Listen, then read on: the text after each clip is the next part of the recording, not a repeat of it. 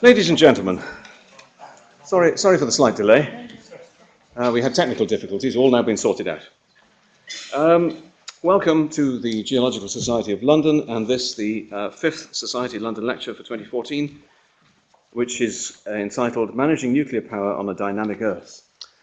My name is Ted Neild. I'm the editor of Geoscientist, the monthly colour news magazine of the Society, copies free on the mantelpiece outside. And it's my pleasure to introduce today's speaker, Professor Neil Chapman. Over 500 nuclear power stations are currently operating or being built around the world, and almost as many again are planned or proposed. Many lie on the coast, and in several countries sit in locations of tectonic hazard.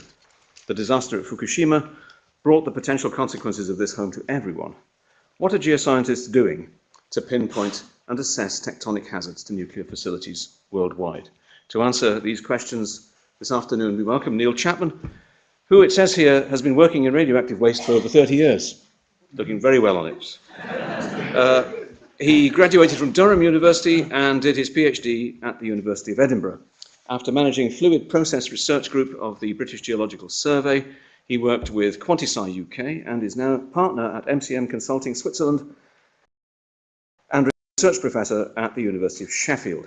He is also vice president of the Association for Regional and International Underground Storage, which looks at shared European rad waste solutions. He works with various Japanese agencies on tectonic hazards threatening nuclear facilities and consults to nuclear regulatory authorities in Finland and Sweden. He is chairman of the Technical Advisory Panel for the Radioactive Waste Management Directorate of the UK's Nuclear Decommissioning Authority. That's a mouthful. In 2010, he won the James Watt Medal of the Institution of Civil Engineers and is currently a member of council here at the Geological Society. Ladies and gentlemen, please welcome Professor Neil Chapman.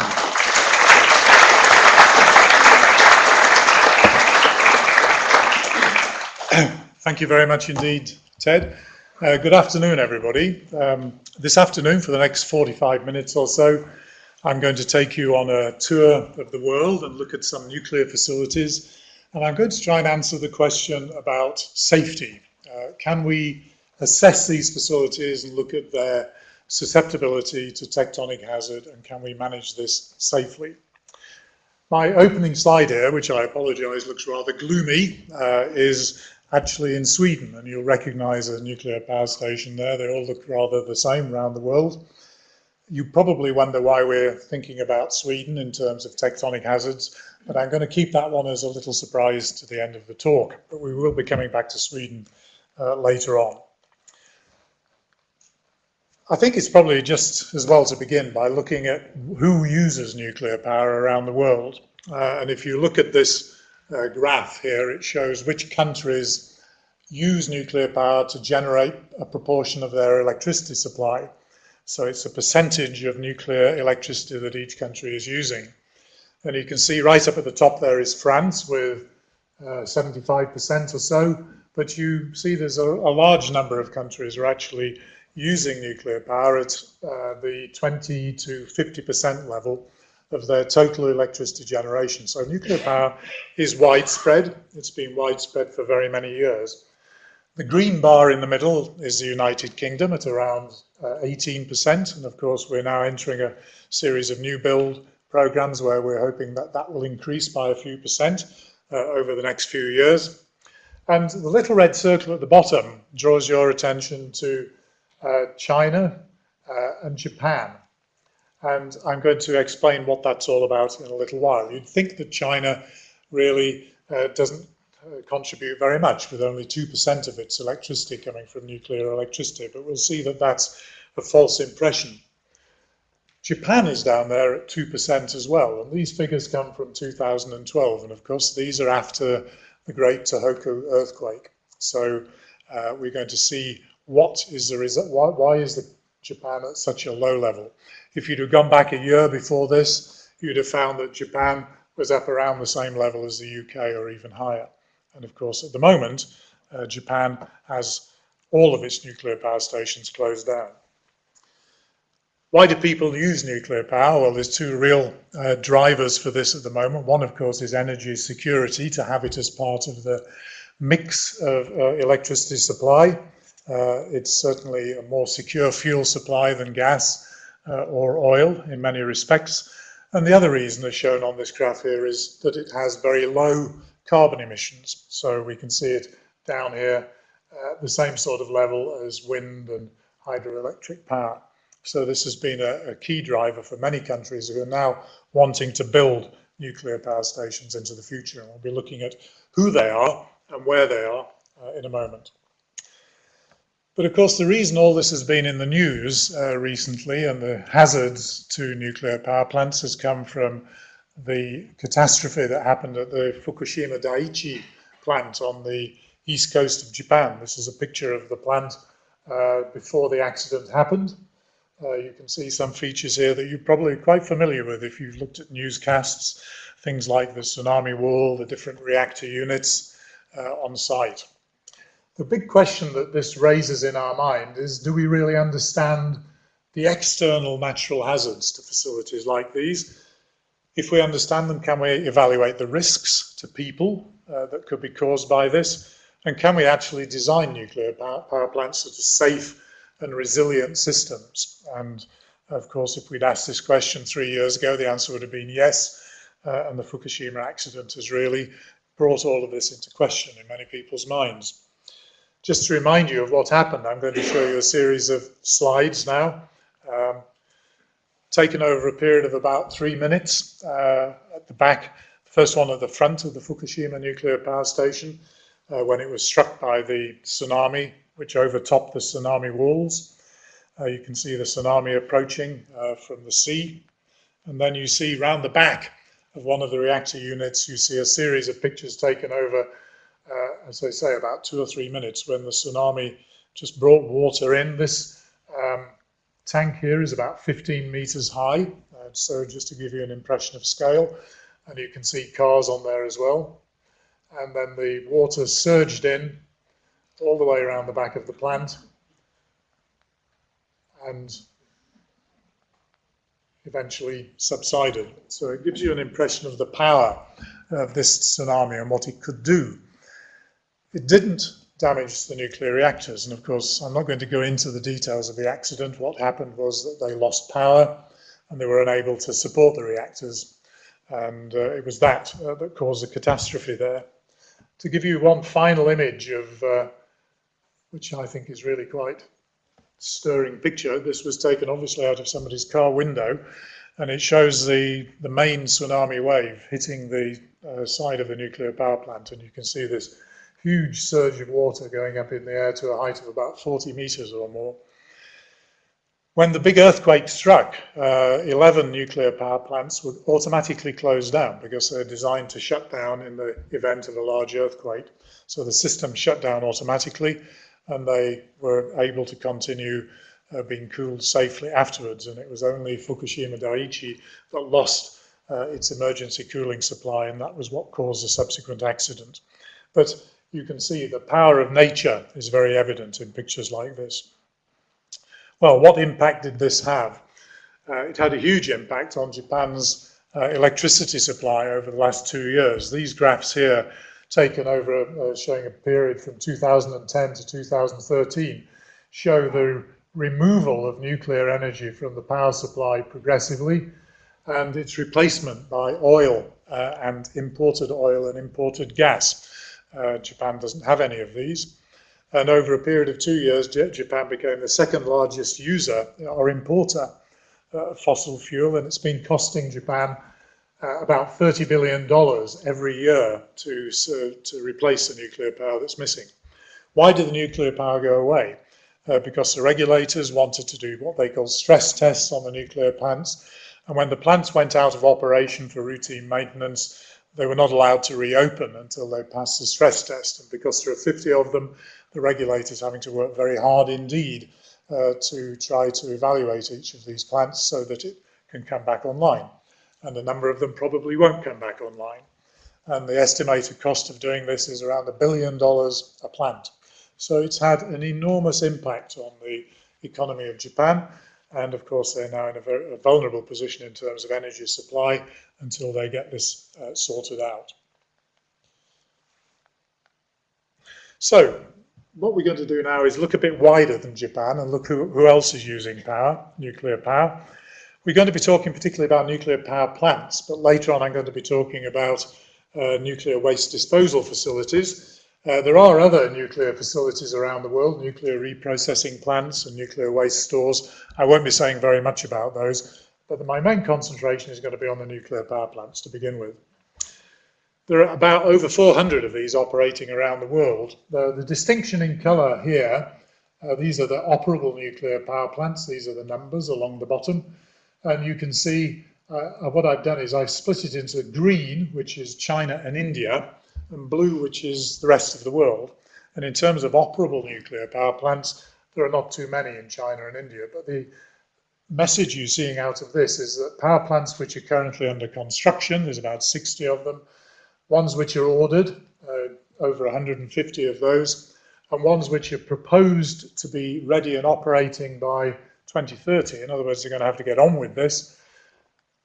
About half of those plants are in China and India. So we're really seeing a big development of nuclear power in some parts of the world. And it's emphasized on this diagram here. Don't pay too much attention. It's rather a busy diagram here. It shows the percentage of electricity supply on the bottom against the 2012 capacity.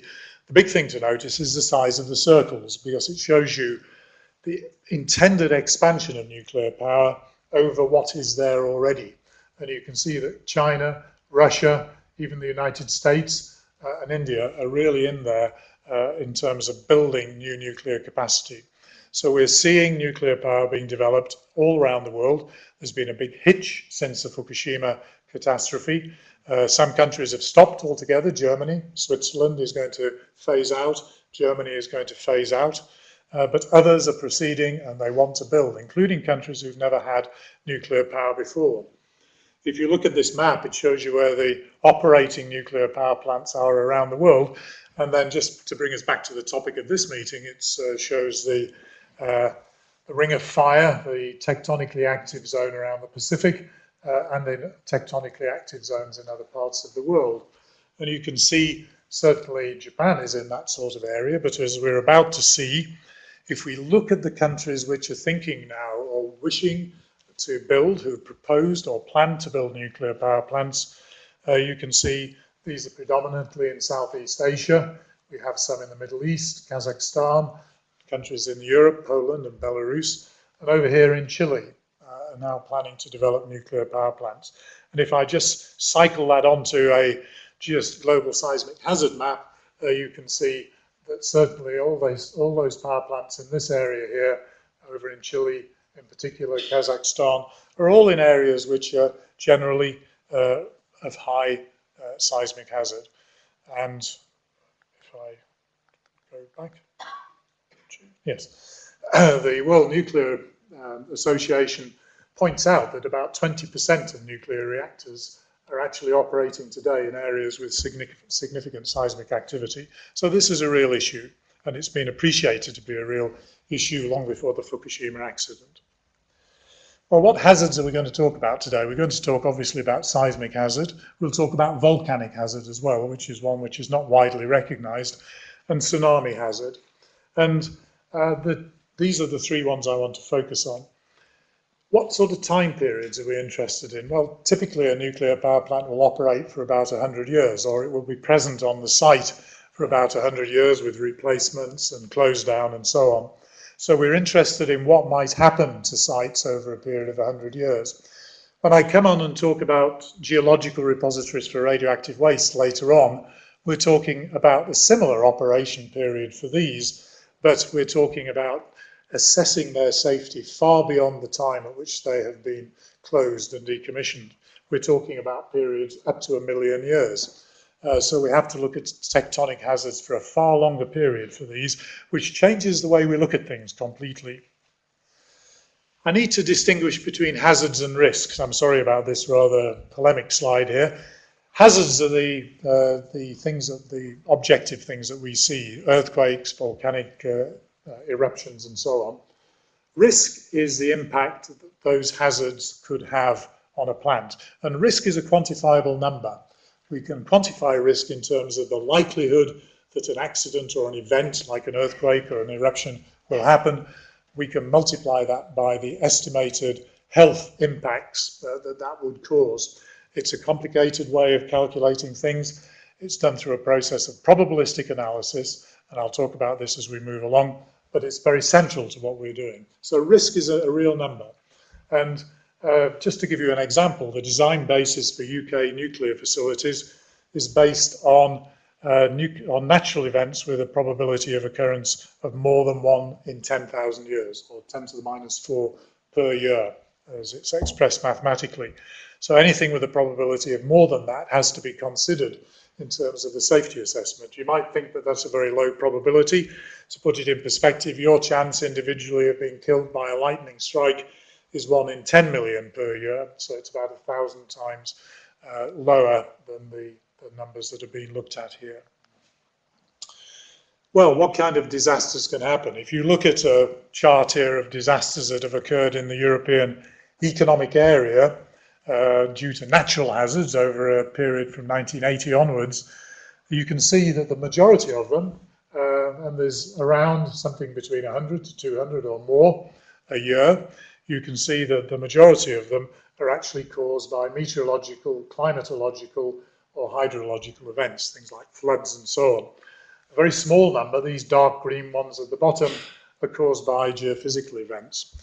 And consequently, the biggest hazard to any facility or to population comes from these climatologically based events. The interesting thing to me about this is that this average number is increasing as years go by, and that could well be something to do with the increase in population in Europe, as well as where we live.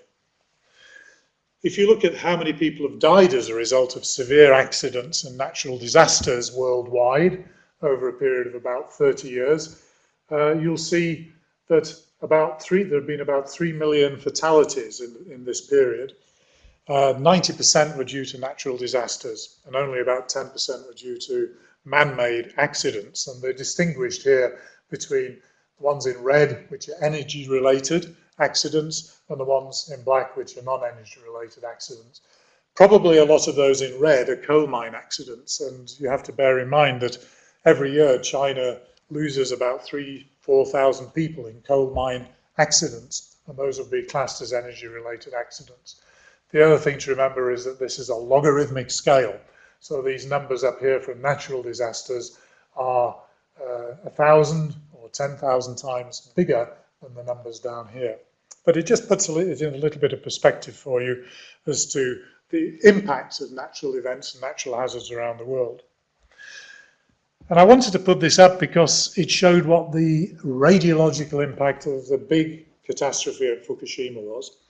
This year, the United Nations Scientific Committee on the Environmental Effects of Radiation issued a report looking at what the impacts have been on the local population.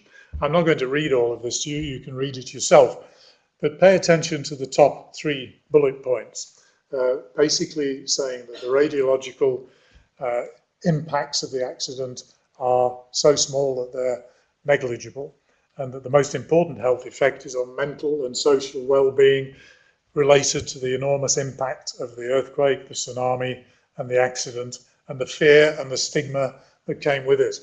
And this really is the main impact. So it was not, we hear time and time again on television, we say it's 2 years since the tsunami and nuclear accident in Japan that killed 20,000 people. Nobody died because of the nuclear accident. Probably nobody will. The fatalities were all to do with the tsunami. And this comes from the United Nations, so it's a very reputable source. Right, let's go back to where it all began. I'm going to take you right back now to California in the 1950s. And this is the place called Bodega Head. And it was one of the first nuclear power plants that was going to be built in the United States. And a company called Pacific Gas and Electric began work on it in the 1950s. They found faults in the shaft that was built. You can see, you probably remember back in the 1950s, we took photographs in black and white. It's probably, you don't remember how primitive looking engineering structures were 60 years ago. But this was the shaft that was going to be the foundation for the reactor. but faults were found in it when the excavation took place, and the Geological Survey dated the most recent fault to about 40,000 years ago and estimated that there have been 7 meters of displacement on this fault over the last 400,000 years, and said that the likelihood of there being a severe earthquake in the next 50 years was very high. They said almost certain. Well, the company that wanted to build the power plant proposed a design to accommodate fault movement if it should happen, but the Atomic Energy Commission, who was the regulator at the time, rejected it, and the whole plan was abandoned in 1964. So this never went ahead. The hole is still there, and it's now full of water, and it's a wildlife reserve, and it's fondly known by the local people as the hole in the head. Well, PG&E were not put off. They went further along the coast, and they were successful in building another nuclear plant at Diablo Canyon. It's a very beautiful spot. You can see a picture of the reactor here. But faulting and seismic activity became very important in getting this thing built and licensed. Faults were known onshore near the plant, and when they were part way through licensing this, another fault was discovered about 5 kilometers offshore, running parallel to the shore, called the Hosgri Fault. Well, this work began in 1969, and the seismic hazard really got to be the big issue. It eventually delayed the start up until about 1984. But the thing it did was it initiated a big program of research into how you should assess seismic hazard at places like this. And it opened up a real dialogue with the regulatory agency, that's the Nuclear Regulatory Commission. And they began something called the Long-Term Seismic Hazard Program. They were interacting with the owners and operators of this plant, and it brought forward the whole area of seismic hazard and risk evaluation to where we are today. It was one of the sites that was really instrumental in bringing things forward, in particular this technique known as probabilistic seismic hazard assessment. You can see here on this map, you can see the yellow spot is the yellow star is where the power plant is. This red one is the Hosgri Fault offshore, and you can see a number of other faults very close to the plant. And what's happened here is that the operators have developed this procedure of working with the regulator where they evaluate the performance of the critical facilities at the plant, obviously the reactor, but other facilities as well. They understand the hazards and the risks. They characterize what type of earthquake could happen and what impact it would have on the plant, and they make hazard calculations to see whether the plant is up to this. They revise it up all the time. Every time there's an earthquake in California, they reassess it and readjust it, and it's an ongoing process with the regulatory authorities. So it's a very good example of how to proceed. This is the Suruga nuclear power plant in Japan. This is on the west coast of Japan. And here we see a very different picture opening up. This nuclear power plant is one of the oldest in Japan. It's got 3 units here. This is the Sea of Japan over on this side. This is a bay down at the bottom. The interesting feature about this plant is that there is an active fault that runs right down here. It's about 200 meters away from the nuclear power plant. This is not what's caused the problem so far. What's caused the problem is that it's suspected that there is another fault right underneath this unit here, which is also active. So the regulator says this plant probably will have to be closed down. This has stimulated a huge amount of work to figure out whether this fault is active or not. And this big blot you can see up here is a huge trench that's been cut into the active faults, the known active fault, and these other faults to see whether they really are active or not. The difficulty here is that the regulator defines an active fault as something that's moved in the last 120,000 years, and that's it. It's a simple definition. If you can prove that the fault moved in 115,000 years ago, it's active. If it moved 125,000 years ago, it's not active. And the regulations say you can't have an active fault directly underneath the nuclear power plant. And you can see that this fault is the one that was suspected of being active. And this is a place where I've been working. I've got to go back out there in the week after next. The regulator still thinks that this is active. and the assessment of the team I've been working with is that it's not active. This one certainly is. And this would make you think that you needed to do some kind of hazard analysis anyway, but the rules say this one should not have moved in the last 120,000 years. So they put this trench through it, they've generated.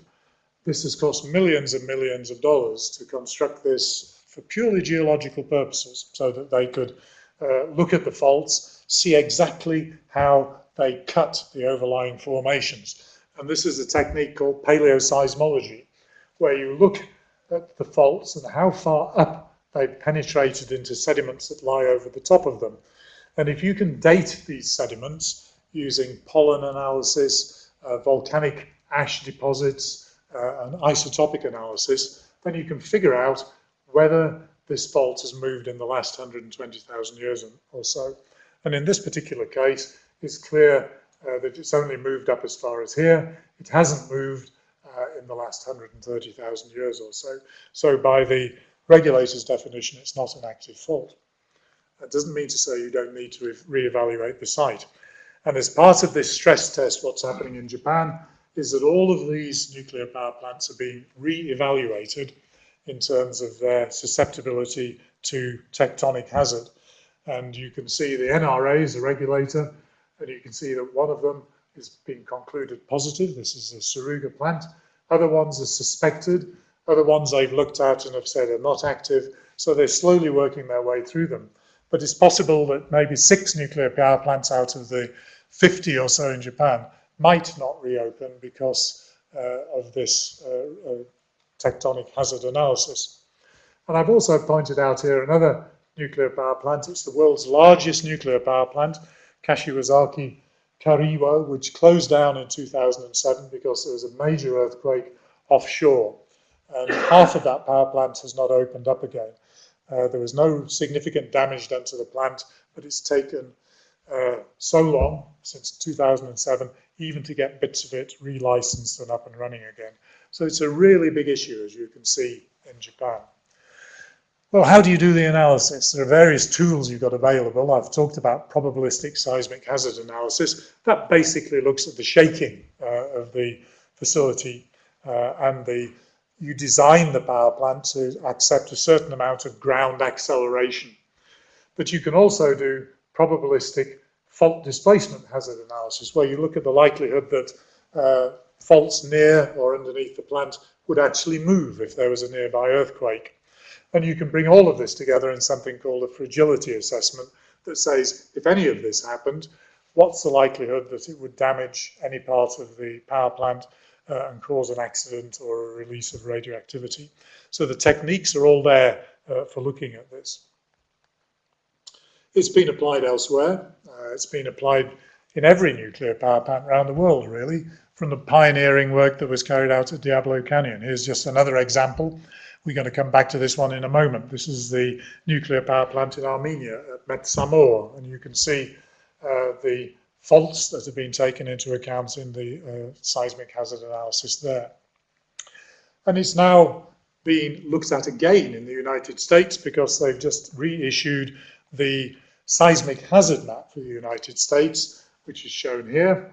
And this has stimulated a review of all of the nuclear power plants, or 27 of them anyway, in central and eastern United States, which have all got to be re-evaluated since this map came out in 2008.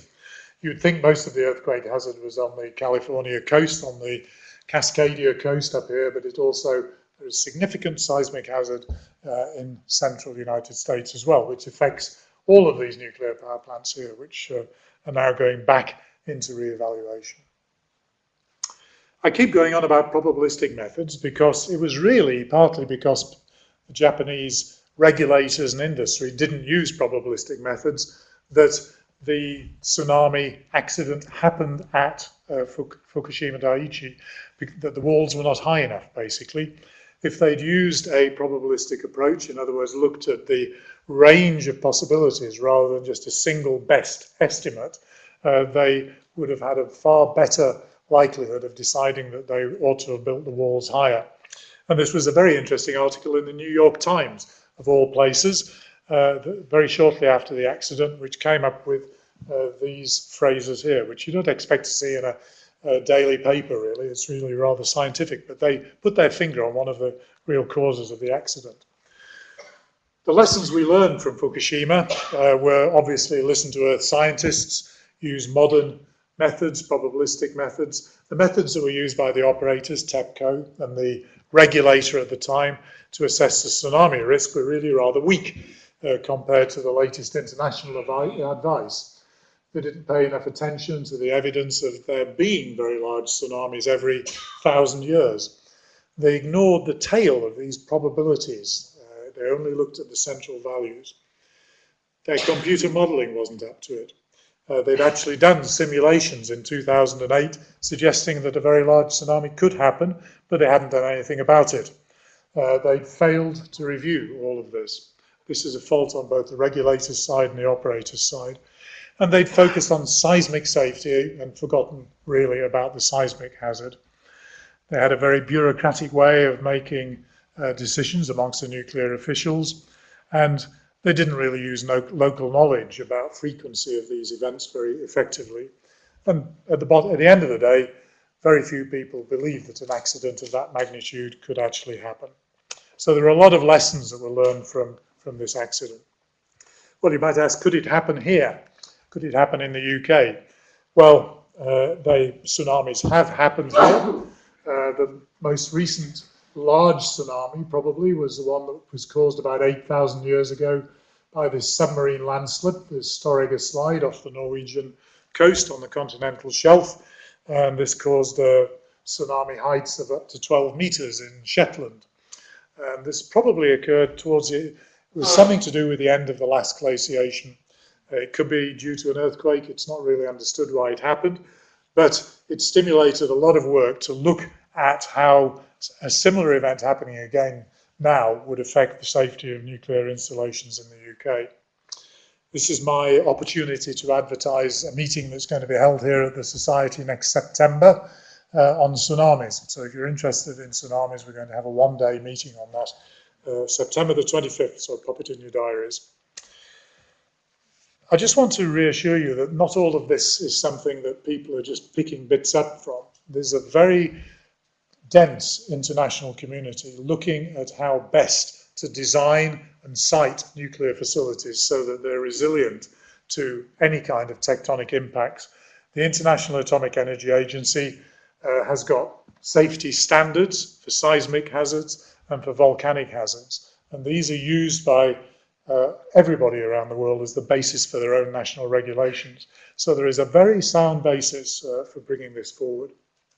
So we've got advanced techniques for assessing the hazards and the quantitative risks. We can reduce the risks and the radiological hazards by sensible siting and design of nuclear facilities. And as you've seen, natural hazards are a central part of nuclear safety regulation. And these IAEA guidelines are very, very important. It's interesting, really, that natural hazards are still only rarely included in our considerations of most of our other human activities. We don't take this level of concern about anything else we might be going to build on the coast or in an earthquake-prone area. Well, let's have a quick look at volcanic hazards now, so nuclear facilities. What we're interested in here, of course, is the possibility that ashfall could land on a repository, on a nuclear power plant. There have been a number of analyses carried out, particularly in Indonesia and the Philippines. This was an analysis of a proposed nuclear power plant near the Muria volcano on Java. This is still being considered as a site, even though it's right on the side of a volcano. This is the Baton nuclear power plant, which was built but never opened and operated. This was built in the 1970s and 80s in the Philippines.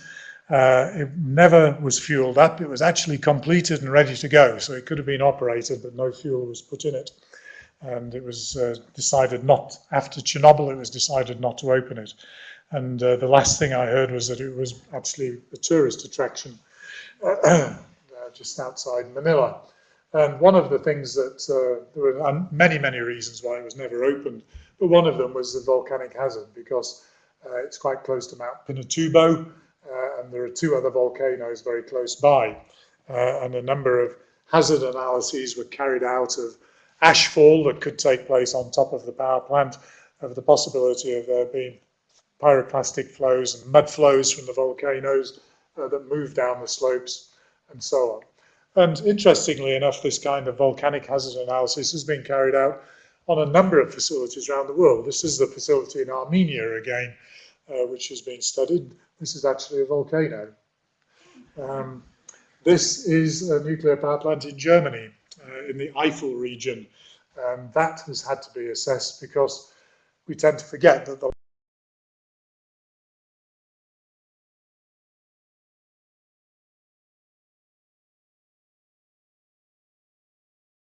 last volcanic hazard. So, as you could see, there are techniques for doing this kind of assessment, and they're well in hand and they're being applied all over. I'm now going to skip quickly over to look at nuclear waste repositories. These are geological repositories, 300 to 700 meters under the ground, where you might put used fuel and other waste from nuclear reactors. And they're expected to contain the waste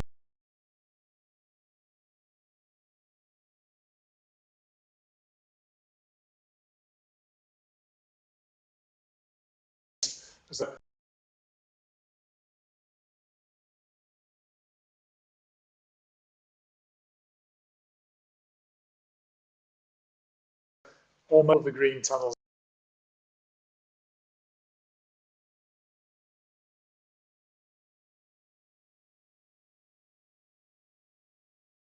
are going to be this image. Tectonic hazard became an issue for the American proposals to have a radioactive waste repository there.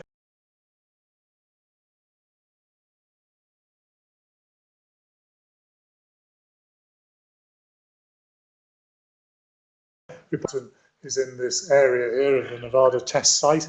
It's about 100 miles north of Las Vegas. And when the site was selected, it was proposed to bury nuclear waste in containers, in tunnels underneath this mountain here in a very dry environment.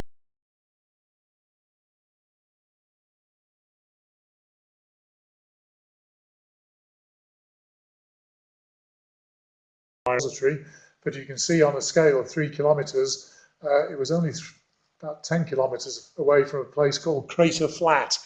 Now, you would have thought that might have raised suspicions in people's mind, but it took a very long time for people to start to evaluate whether this volcanism here, which the most recent was about 1 million years old, could actually start again in the future, and in the next 1 million years, whether it could cause this kind of incident where volcanic magma pushed its way up from the rocks into the repository and brought things up in an ash plume to the surface, bringing radioactivity from the repository with it.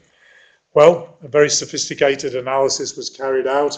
It looked at all of the volcanoes around the site, used probabilistic approaches again. A whole range of different experts were asked what their view was on the likelihood of a new volcano forming that would intersect the repository. They all came up with different answers. These are the answers of different experts. These were all brought together in a process called expert elicitation, and they produced an estimate of the probability of an intrusion into the repository. And the number that they came up with was 10 to the minus 8 per year, 1 in 100 million per year, basically. A very low probability indeed. 1 in 7,000 chance in the next 10,000 years. It's about the same chance as you winning the lottery, just to put that in perspective. So that was the result of all of the analysis that was carried out. So bringing together experts and doing this kind of assessment is a very good way of getting a feeling for what the real probabilities are and what the risks are. They also did seismic hazard analysis, of course, because this is in a seismically active area. And interestingly, one of the things that they use there as indicators of seismicity in the past, because of course seismic records only go so far back, was to look at things called precariously balanced rocks. So they would be able to date these by looking at the exposed surfaces on them, and figure out how long they've been sitting there looking like this. And if there'd been an earthquake bigger than a certain magnitude, of course, they'd have been dislodged. So this was giving evidence of when it was likely that the last large magnitude earthquake was, which allowed them to make some kind of estimate into the future. Well, let's go back to Japan again. This is where they're having to worry about volcanoes because they've got over 100 active volcanoes. They're having to worry about seismicity, obviously, when they're thinking about their radioactive waste disposal facility as well as their nuclear power plant. And now they're having to look much, much further into the future. The things that they want to avoid, obviously, are big earthquakes on land, not like the Tohoku earthquake, which took place out in the Pacific, but they're worried about earthquakes that could cause huge displacements like this. This picture was taken in 1890, and it shows the displacement of the largest on-land earthquake that's occurred, has been recorded in Japan, a magnitude 8 event, which had 6 meters of vertical and 3 meters of horizontal displacement. Clearly, you don't want this running through your waste disposal facility 500 meters under the ground. So you've got to be able to assess this kind of thing. And I've been involved in a project where we're looking at the probability of this sort of thing happening and being able to draw hazard maps of the country which show areas where you're less likely to be susceptible to either volcanic hazard or earthquake hazard. And this map actually shows both together. So they can use this to help them find a suitable site for a geological repository. And this is the island of Kyushu in the south of Japan, one of the areas they're looking at. So you can see there are obviously areas where they would have higher hazard and areas where they have lower hazard. And this has all been done by probabilistic techniques. The very last thing I want to talk about, just the last couple of slides here, changes significantly. I'm going to talk about climate-related events, and in particular about seismicity that can occur after the end of an ice age. This is a map of Europe 18,000 years ago, and it shows that there was a very thick ice sheet present over Scandinavia and Finland and over parts of the UK. It wasn't very thick over the UK compared to here. And you can see the maximum thickness 18,000 years ago was 2.5 kilometers of ice was sitting on top of the northern part of the Baltic. And this is something in its own right that the people who design these facilities have to worry about. But my concern here is something else. It's something to do with earthquakes. And if you go to northern Sweden, and this is where I close the loop and bring us back to Sweden again, you can see features like this. And this is way up in the north of Sweden. It's called the Pervi Fault. It runs for 150 kilometers across northern Sweden. This is the fault scarp. It's about 10 meters high. And this was the host for a magnitude 8 or greater earthquake. It's really hard to imagine thinking of Sweden and magnitude 8 earthquakes. And this happened probably about 8 or 9,000 years ago. It was when the ice was melting. And when the ice was present on the site, on this area of Sweden, it was suppressing all of the seismic activity.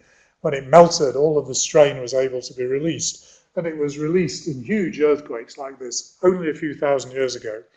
So one of the concerns now in Sweden, when they're thinking of burying nuclear fuel, and in Finland, the picture we saw earlier on, is to try to ensure that this kind of event doesn't happen again in, say, 100,000 years' time, when we have another glacial cycle and the whole area is covered by 2 or 3 kilometers of ice again, and it melts, and then you get seismicity occurring again in the future.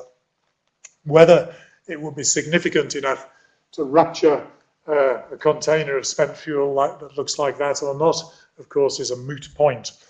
This is a picture of somebody tall, about my size, standing next to one of these copper-clad containers. And you have to ask yourself the question, if this is 450 meters down in granite and it's surrounded by an elastic clay buffer, will it actually shear by 5 or 10 centimeters if there's an earthquake a couple of kilometers away on a big fault?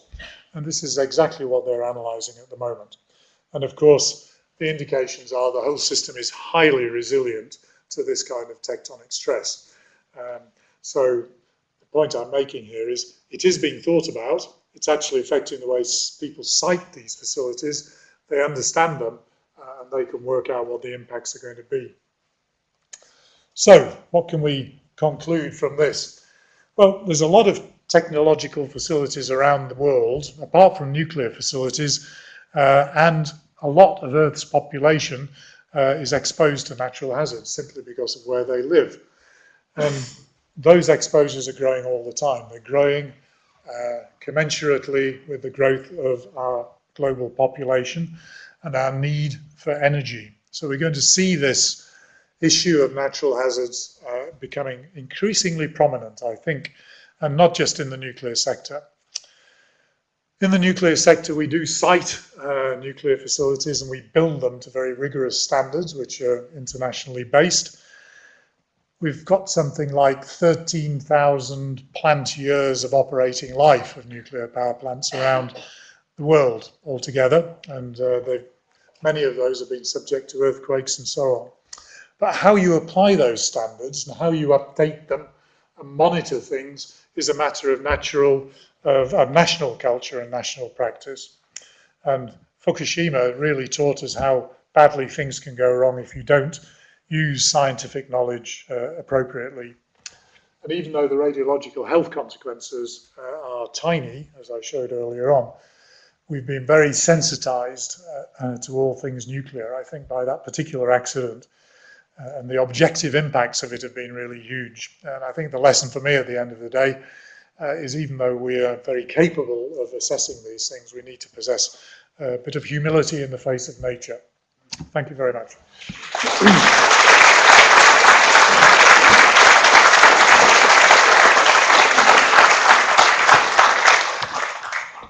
Thank you very much. We have 10 minutes for questions. So I wonder if I can take some questions from this block first. And could you wait for the microphone to run before giving your question? Maybe at the back there. Thank you. Can you hear me? Yes, you can.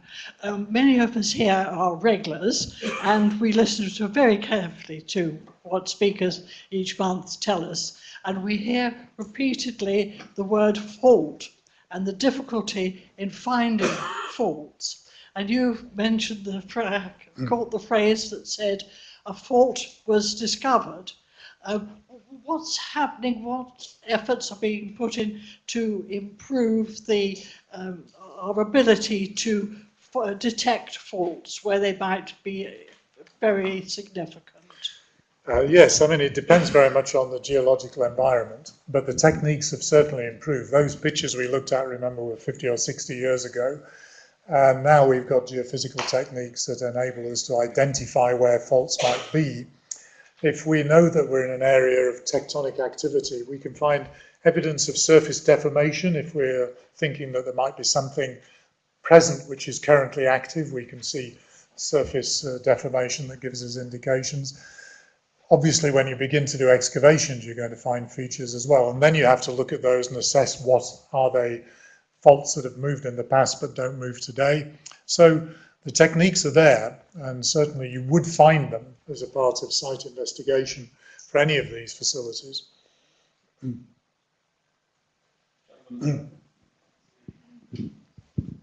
Thank you. Just a small point really, but you showed the cylindrical container for nuclear waste with the clay buffer around it. What protection does the clay offer?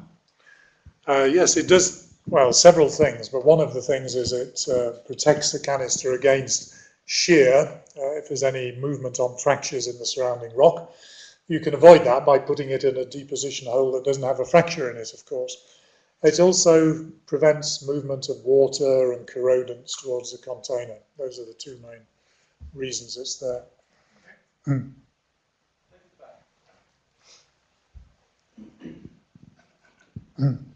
You had on your slide about probabilistic seismic hazard assessments. You mentioned ground motion prediction equations and the site conditions and how they're important. What's your understanding of the consideration given for site conditions in the UK? Well, my understanding is that they're done up to international standards like the ones that are promulgated by the IAEA. So well up there. There's been a seismic hazard working group that's looked at all UK nuclear installations for decades now. So they're very high standard, I believe. Thank you. Moving to the central block. Gentleman at the back. When you showed the map of Europe and making assessments of aerial contamination, did you include the Icelandic volcanoes? If you remember, when we had the last eruption, it flowed down with the winds down the North Sea and curled round to us. And surely that would have affected the majority of the German power stations in particular, maybe the French, northern French stations, if it had fallen at that time. I think possibly we were just lucky at the time, weren't we? If there was a major eruption in Iceland, I mean, the last one was in 17-something, the Larky Fisher eruption. If there was another eruption like that today, and you had the drift of gases, toxic gases, sulfur dioxide and things like that, and ash down over Europe, then it would have an enormous impact on everything. Not only air travel, but it would have an impact on your health, it would have an impact on all of our technological facilities, and it's something that certainly you'd need to take into account in the management of nuclear facilities as much as anything else. Yeah. Two questions. I understood that had the emergency generators in the Japanese power station been built on the second floor instead of on the ground floor or basement, nothing would have happened and things would have looked completely different. That's the first question. The second, you didn't mention liquefaction as a factor in a risk assessment. I was instrumental in stopping the building of a nuclear power station in Israel in 1978 because I was doing some seismic work there and I discovered faults,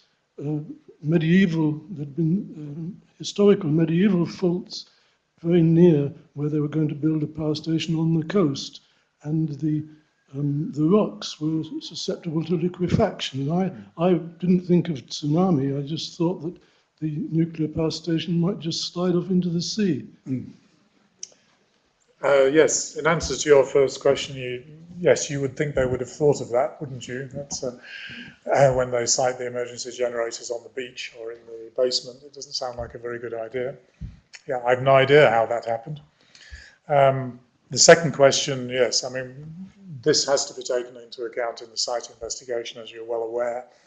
And all of these new facilities now built on good, solid foundations where liquefaction should not be a problem.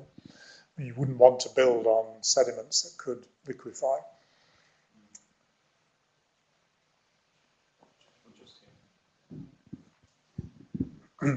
Thank you very much for a nice talk. Following on from that last question, did I understand it correctly that Fukushima was very, very lucky it didn't blow up even further? I don't know. I mean, how much further would you like it to have blown up? I mean, A complete blow up. Sorry? The hydrogen and everything was going to have a complete blow up in about, I think it was less than an hour. Well, what happened, of course, was really pretty disastrous anyway. And the fires in the fuel ponds that happened afterwards and things like that were contributed to the releases significantly. I mean, this was a really major event. So, are you thinking of something like Chernobyl, which was caused by human error rather than by loss of power? No, I don't know. I don't know the answer to that question. I've heard, and I'm probably wrong, that there is a shear fault in the Canary Islands that when it slides into the sea will cause a tsunami that hits the east coast of both Americas and possibly a backwash to us. Is there any truth in this? And if so, who's watching it? Well, yes. I mean, there's truth in this, both in the Canary Islands, in some of the Atlantic islands, in the Caribbean islands, some of the Caribbean islands as well. It is known about, and people have looked at it and modelled what the impacts might be. After Fukushima, the UK government looked at tsunami hazard to UK nuclear plants.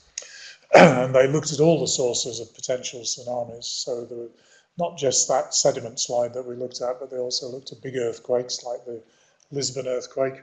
And they looked at that specific scenario that you're talking about. So the British Geological Survey evaluated what the impacts were likely to be if that kind of thing happened. I'm not sure what the latest story is on that. I heard recently that when these events happen, it might be relatively slow, so the size of the tsunami might not be as big as you think. But certainly people are aware of it. Thank you. From this block, a lady at the back. Thank you. I just wondered, in the country of Japan that we all are brought up to know has some kind of earthquake every day because of the place it is located in, why would they invest in nuclear power when there is so much research now about wind or water power? And also, do they have uranium in Japan, or where is the most uranium in the world that comes from to go into power stations? Because when that dries up, we'll have to think of something else other than nuclear for power stations. Yeah, on your first question, of course, what makes a country decide whether it wants nuclear and how much of nuclear it wants is a whole range of questions about their infrastructure, their economics, their energy policy and energy security and so on. Because Japan is susceptible to tectonic hazards, the same question could arise for any sort of facility, even people living there, of course. You have to design around it, and it has been possible to operate nuclear facilities until this accident quite safely, with seismic activity going on all of the time. So it's not been a problem for the last 40 years there. On your second question on uranium, Japan doesn't have much, has very small amount of uranium. The biggest uranium suppliers around the world, countries like Canada and Australia, some African countries, Russia, a bit from the United States, so on. Well, I'm afraid that's all we've got time for. It's 4 o'clock. We work our speakers extremely hard here, as you know. So, in addition to giving another talk this evening, you're now going to have to go off and take a podcast. So I would ask you to remain seated, please, while expressing your gratitude to the speaker, Professor Neil Chapman.